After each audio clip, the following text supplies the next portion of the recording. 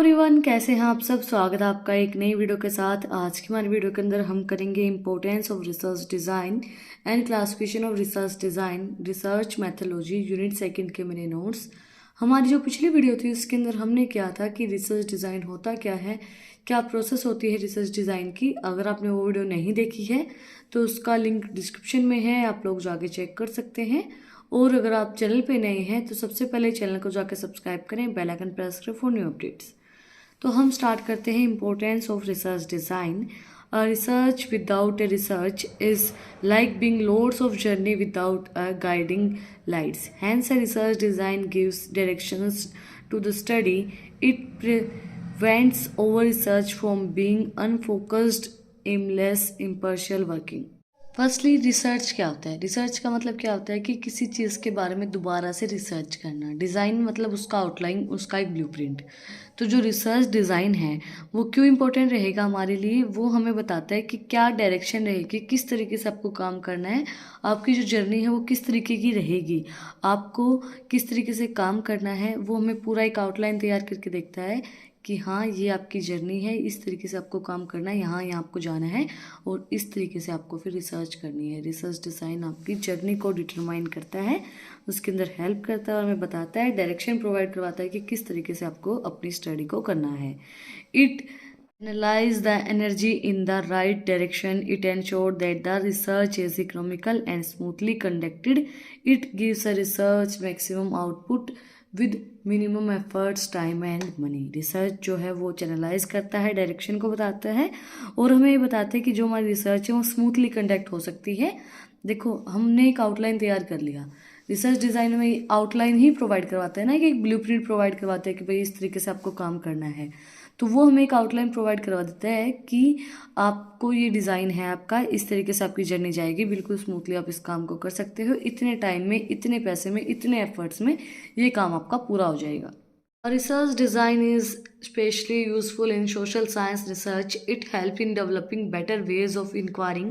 It allows a researcher to solve major social problems in scientific way. Research design जो है वो हमें ज़्यादा स्पेशली हेल्पफुल रहता है सोशल साइंस रिसर्च के अंदर।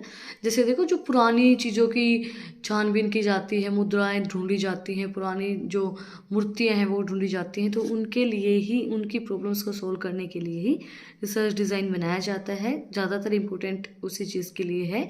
Lastly the research design also gives a tool in hands of circuits to evaluate the projected studies. Lastly जो रिसर्च डिज़ाइन है वो हमें हेल्प करता है हैंड इवेलुएट करने के लिए, जो भी हमारे प्रोजेक्टेड स्टडीज़ होती हैं उनको इवेलुएट करने के लिए। Classification of research design. हम रिसर्च डिज़ाइन को किस तरीके से क्लासीफाई करेंगे। रिसर्च डिज़ाइन हम 2 पार्ट्स के अंदर क्लासीफाई करेंगे। फर्स्ट है exploratory research design and conclusive research design. Conclusive research design के हमारे 2 पार्ट दिए गए हैं, descriptive research design and causal research design. तो फर्स्ट हमारा exploratory research design. Exploratory research is used to formulate a problem, evaluate, facilitate of research project, provide alternative approach to a problem and provide options for further research।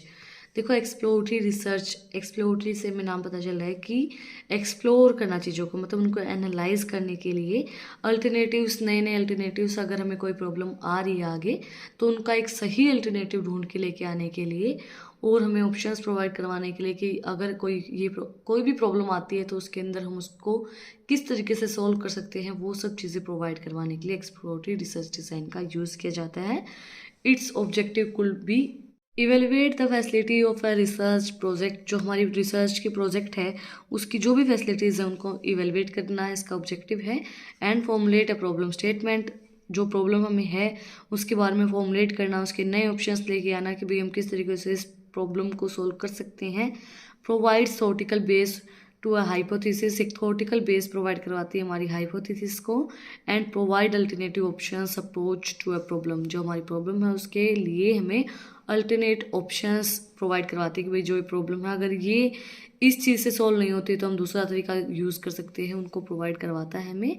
And establish priorities और possibilities for further research, establish करता है हमारी priorities क्या रहेंगी आगे की जो हमारी फर्दर रिसर्च है उनके लिए।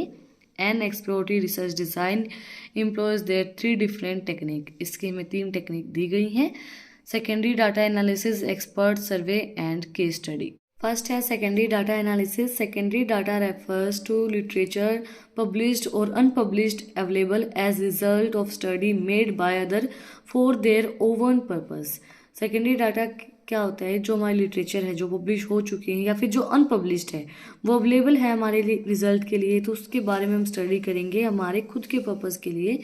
कि देखो, जैसे जो कई लिटरेचर ऐसे होते हैं जो पब्लिश हो जाती हैं, कई नहीं होती हैं, अनपब्लिश्ड जो लिटरेचर होती हैं, तो उनके बारे में समझ के और उसके बाद हम उन चीज़ों के बारे में रिसर्च डिज़ाइन बनाना कि हाँ इस तरीके से हम काम कर सकते हैं। Expert survey. Expert survey involves interaction with people who are expert in the area under the study.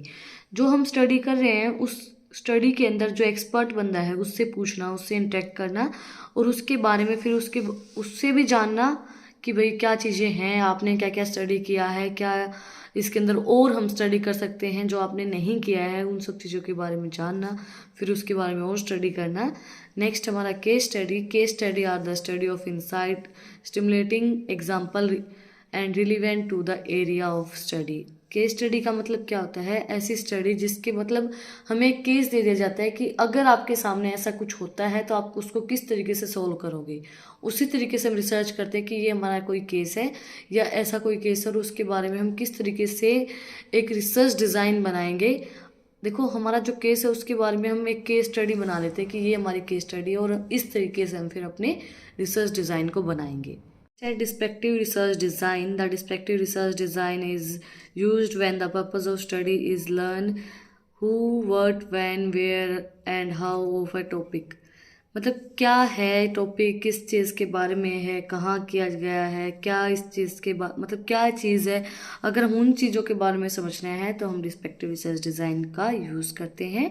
डिस्पेक्टिव research design conduct with the following intention to describe the characteristics of relevant group like tribal communities, consumer etcetera. ये हमें describe करता है कि क्या characteristics है हमारी group की, किस चीज़ के बारे में हम चीज़ों को बताना चाह रहे हैं, या फिर ट्राइबल कम्युनिटीज़ के बारे में बताना चाह रहे हैं, कंज्यूमर्स के बारे में बताना चाह रहे हैं, किस चीज़ के बारे में हम डिस्क्राइब कर रहे हैं, उसकी कैरेक्टरिस्टिक्स को बताता है डिस्पेक्टिव रिसर्च डिज़ाइन। टू स्टडी और estimate the proportion of people in a particular populations who hold certain specific attitude, option, etc. Example, the number of people who are a favor of a reservations for women। Study करते हैं कि जो हमारा proportion, कितनी particular population उस चीज़ के बारे में सेम एटीट्यूड रखती है या स्पेसिफिक एटीट्यूड रखती है। जैसे कि हम कितने लोग फेवर में हैं कि जो हमारी वुमेन्स है वो उनकी रिजर्वेशन हो, वो रिजर्वेशन के साथ रहें। To make predictions related to a particular phenomena, example what will be the group of retail stores of the survey of a metropolitan city. एक प्रिडिक्शन बनाना कि कितने पर्टिकुलर उस चीज़ से रिलेटेड कितनी चीज़ें वहाँ हो सकती हैं। जैसे इन्होंने एग्जांपल दिया कि जो हमारी रिटेल स्टोर हैं वो जो हमारी मेट्रोपोलियन सिटीज़ हैं, हमारे शहर हैं, मेट्रो जो सिटीज़ हैं, उनके अंदर कितने रिटेल स्टोर हो सकती हैं। एक फिनोमिना बनाना, एक इस तरीके से एक स्ट्रक्चर बनाना, डिज़ाइन बनाना। डिस्पेक्टिव रिसर्च डिज़ाइन में एक use of 6 W's of research. 6 W इसके अंदर यूज़ किए जाते हैं। फर्स्ट है who is the part of study subject. Subject क्या होगा? What information is to be collect, किस तरीके की इन्फॉर्मेशन कलेक्ट की जाएगी, क्या उसका कंटेंट होगा। When is the information to be collected, क्या टाइम होगा उस इन्फॉर्मेशन को कलेक्ट करने के लिए। Where should be the respondents be conducted, किस जगह पे वो रिस्पोंडेंट कंडक्ट की जाएगी। Why are we obtaining the information, क्यों, क्या ऑब्जेक्टिव रहेगा हमारी उस इन्फॉर्मेशन को ऑब्टेन करने के लिए। और वे ऑफ ऑब्टेनिंग इन्फॉर्मेशन, क्या मेथड रहेगा उस जो इन्फॉर्मेशन है उसको ऑब्टेन करने के लिए। The information things that need to be observe well preparations these designs are clear definition of problem unless the questions are formulated with sufficient previsions to ensure relevance of the data collected to the objective, the study will be a waste। मतलब कि अगर हमें ये नहीं पता है clearly कि हमारे जो रिसर्च है उसका क्या ऑब्जेक्टिव रहेगा तो हमारी जो स्टडी है वो वेस्ट है। देखो, अभी आप कोई भी स्टडी करें, किसी भी चीज़ के बारे में तैयारी कर रहे हैं, तो आपको यही नहीं पता है कि आपका ऑब्जेक्टिव क्या है, आपका एम क्या है, तो आपकी जो स्टडी है वो वेस्ट है। अब जैसे मैंने देखा कई लड़कियां ऐसी होती हैं जो, जैसे ये होता है कि कई लड़कियां क्या, कई पेरेंट्स की जो थिंकिंग है ना वो भी इस तरीके की होती है कि लड़की को ग्रेजुएशन करवा दी, मास्टर्स करवा दी, भाई अब हमें नहीं पता, हमने सारी जितनी भी पढ़ाई होती है वो इसको करवा दी, अब अगले जाने, अब हम इसकी शादी कर देते हैं। तो उसका कोई ऑब्जेक्टिव रखते ही नहीं है, उसका ऑब्जेक्टिव यही रखते हैं कि इसकी शादी करवानी है। अब वो भी सोचते हैं कि चलो मैंने इतनी पढ़ाई कर ली, मैं शादी कर लेती हूँ। नहीं, अगर आपने अपनी स्टडीज़ के ऊपर 15 साल, 17 साल, 18 साल दिए हैं, तो वो शादी करने के लिए दिए हैं। शादी तो बिना पढ़ाई भी हो सकती है। शादी के लिए कौन से सर्टिफिकेट लगते हैं? नहीं लगते हैं। शादी तो बिना पढ़ाई के भी हो सकती है। तो अगर आप पढ़ाई कर रहे हैं और आपको पढ़ाई करनी है, आपने 15, 16, 17 साल आपकी उस पढ़ाई के ऊपर दिए हैं, तो वो इसलिए दिए हैं ताकि आप अपनी लाइफ के अंदर सक्सेसफुल हो जाएं। और कभी भी कोई भी सिचुएशन एक ही इंसान के ऊपर आ सकती है, हम ये नहीं कह सकते, क्योंकि हमारा जो फ्यूचर है वो अनसर्टेन है। तो उस चीज़ के लिए हम पहले से ही प्रिपेयर हों। इसी बात पे मुझे एक छोटी सी बात याद आ गई, मैं आप लोगों के साथ शेयर करती हूँ। जैसे देखो, एक ये बोल देते हैं कि लड़कियों को काम नहीं करना चाहिए। अब एक हस्बैंड वाइफ हैं, वो दोनों मिलके काम कर रहे हैं। उन दोनों की जो सैलरी है वो, ये लगा लो 30-30 हज़ार रुपये दोनों की, 30-30 थाउजेंड दोनों की सैलरी है उनकी। अब वो 60 हज़ार रुपये ले रहे हैं। मैंने नॉर्मली एक चीज़ बताई है। अब एक इंसान काम करता है, मतलब 25 साल की उम्र में वो सक्सेसफुल होता है, या फिर 30 साल की उम्र में उसको जॉब मिलती है, तो वो लगभग 30 साल तक अपनी जॉब करता है, 60 साल तक। उसको 30 साल कमाना पड़ेगा। उसकी सैलरी 30 हज़ार होगी, तो उसको 30 साल कमाना पड़ेगा, जब वो जाके अपने मतलब आगे के लिए वो कुछ कर पाएगा, या आगे की उसके बच्चों के लिए उसका जो फ्यूचर है उनका थोड़ा बहुत वो सिक्योर कर पाएगा। अब उसी जगह पे वो हस्बैंड वाइफ काम कर रहे हैं, वो दोनों ही 30-30 थाउजेंड ले रहे हैं, वो 60 हज़ार रुपये ले रहे हैं। तो अगर वो लोग 30-30 साल काम नहीं करते हैं, उसकी बजाय वो 15-15 साल काम करें दोनों मिलके, तो वो 30 साल उनका, वो सिर्फ 45 साल की उम्र में उनके काम वो बंद कर सकते हैं। उनको ज़्यादा काम करने की ज़रूरत नहीं है। वो अगर 15-15 साल भी काम करते हैं तो उसके जितने वो काम कर लेंगे। उसके बाद अगर वो काम करना नहीं चाहते तो वो नहीं करें, है ना। तो वो चीज़ दोनों, मतलब एक तो दो मिलके काम कर रहे हैं, एक अकेला इंसान कमाई करे, फर्क है ना उस चीज़ का।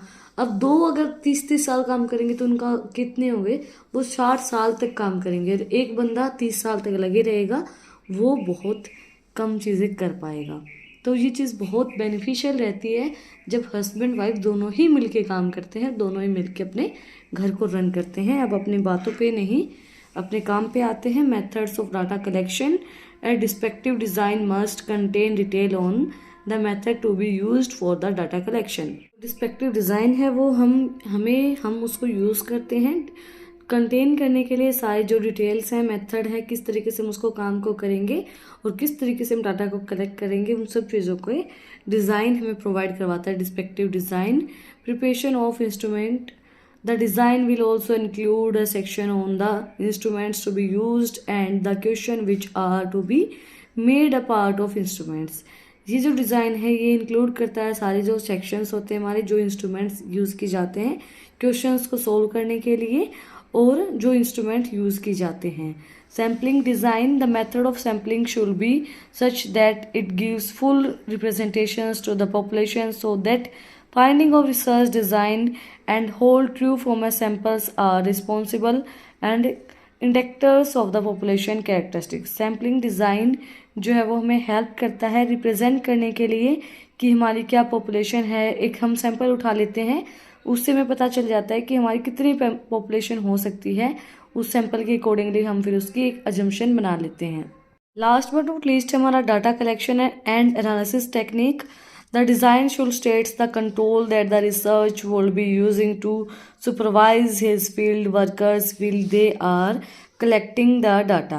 जो डिज़ाइन है ये हमें बताता है कि किस तरीके से हम कंट्रोल कर सकते हैं रिसर्च को, और किस तरीके से हम उसको यूज़ करेंगे, किस तरीके से उसका सुपरविज़न होगा, क्या हम काम करेंगे और किस तरीके से हम डाटा को कलेक्ट कर सकते हैं, ये सब चीज़ें और उसका एनालाइज करना हमें डिस्पेक्टिव डिज़ाइन प्रोवाइड करवाता है। आज हमने कवर किया है importance of research design and classification of research design, exploratory research design and descriptive research design. अगर आपको आज की वीडियो पसंद आई तो आप लोग को बताइए क्या करना है, कमेंट सेक्शन में मुझे बताना है कि आपको वीडियो कैसी लगी। कोई भी डाउट है तो वो भी आप लोग कमेंट सेक्शन मुझसे पूछ सकते हैं। और अगर आपको इन टॉपिक्स की PDF चाहिए तो टेलीग्राम चैनल का लिंक भी डिस्क्रिप्शन में है, आप उसको भी जाकर सब्सक्राइब कर सकते हैं। और अगर आपको ऐसी ही इंटरेस्टिंग रील्स देखनी है एजुकेशन से रिलेटेड तो आप लोग मुझे इंस्टाग्राम पे भी फॉलो कर सकते हैं, उसका भी लिंक डिस्क्रिप्शन में है। फिर मिलते हैं एक नई वीडियो के साथ, एक नए टॉपिक के साथ। Like share and subscribe. Thank you for watching my video.